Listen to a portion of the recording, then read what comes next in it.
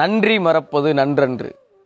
இது இந்த காணொளிக்காக, இந்த கணத்துக்காக இல்லை, என் காலத்துக்கும் நான் ஞாபகம் வச்சுக்கணும்னு நினைக்கிறது.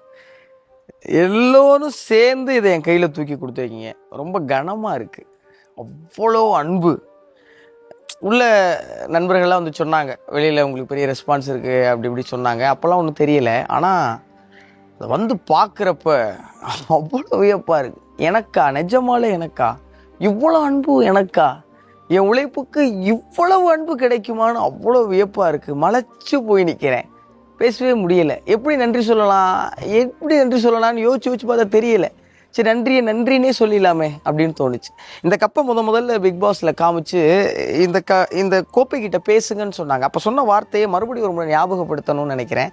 அதுதான் நான் என் நன்றியை சொல்கிற விதத்துக்கு சரின்னு நினைக்கிறேன்.